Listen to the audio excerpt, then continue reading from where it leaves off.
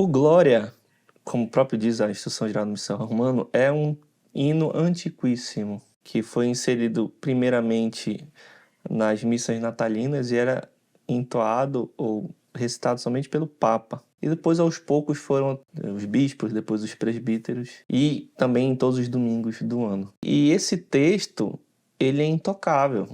Claro que, obviamente, a versão original dele é em latim. Mas todas as traduções das diversas línguas vernáculas possuem a sua tradução oficial presente no missal. De modo que você trocar esse texto, você está trocando o texto da liturgia, da missa. E que, nesse caso, não é um canto nem que acompanha a liturgia, mas que é propriamente liturgia. A gente costuma fazer essa diferença, porque existem os cantos que acompanham algum rito, são as procissões, as antífonas, né, que acompanham o rito de entrada, a procissão do ofertório, mas esse é do rito, é texto do rito. E alterar isso seria como se fosse alterar as palavras, sei lá, da oração eucarística, ou alterar as palavras de alguma outra parte que o sacerdote celebre, e ele vai e troca as palavras. Então, não se deveria alterar essas palavras. Logo após a Reforma Conciliar, teve uma efervescência de ideias inspiradas no que foi a Reforma Conciliar, mas de fato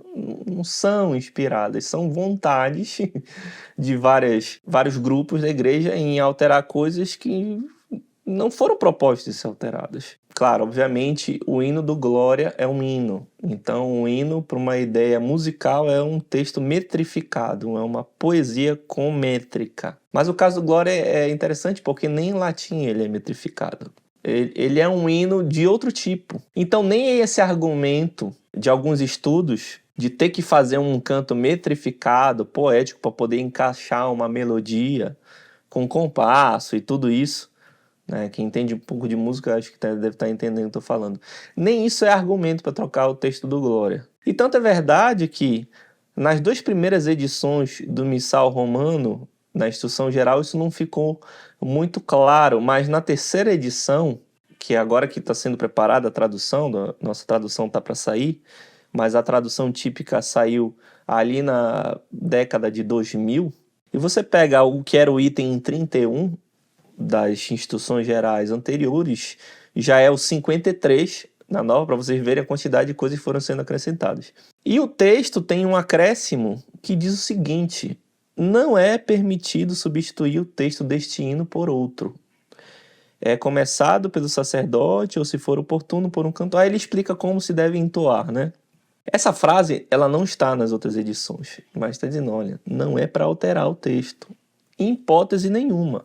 O que acontece? Tentam fazer uma paráfrase, né? Uma adaptação do texto, mas tem várias alterações que não são a mesma coisa do texto original. Glória a Deus nos altos céus. Não é esse o texto. O texto é glória a Deus nas alturas. Então já foi feita uma adaptação para poder funcionar na música.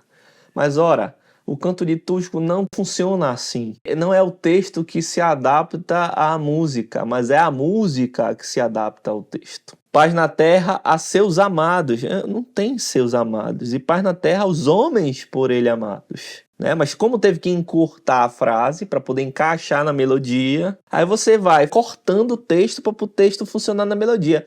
E o raciocínio é equivocado, porque você acaba alterando o texto para que ele encaixe na música. Então você está partindo da música para o texto. Isso aí rompe até com a ideia do nosso projeto, que é o som da palavra. Qual é o som que essa palavra diz? E não qual é a palavra que esse som diz. Então, se vocês analisarem o texto inteiro, vocês vão perceber que tem semelhança, mas que foram adaptando o texto para caber na música. Mas tem outros que são muito piores, né? Porque não dizem nada do texto, né? Então, de fato, não é permitido alterar o texto desse hino antiquíssimo, como diz a Instrução Geral do Missal Romano. Mas aí você compõe melodias em português com o mesmo texto. Existe uma interpretação teológica equivocada de que o Glória é uma evocação à Trindade. Mas não é um texto à Trindade. E não basta você dizer ao Pai, ao Filho e ao Espírito Santo e pronto, né? Como tem aqui o Pai Criador do mundo, o Filho Redentor dos homens, o Espírito... Não. Eu não gosto de entrar nesse mérito do debate teológico do texto, porque não cabe a mim, a você, nem até um sacerdote tal, religioso tal, discutir questões teológicas dos textos que estão na missa. Por quê? Porque isso já está resolvido. Você canta o texto que já está determinado. Livre interpretação não existe na Igreja Católica.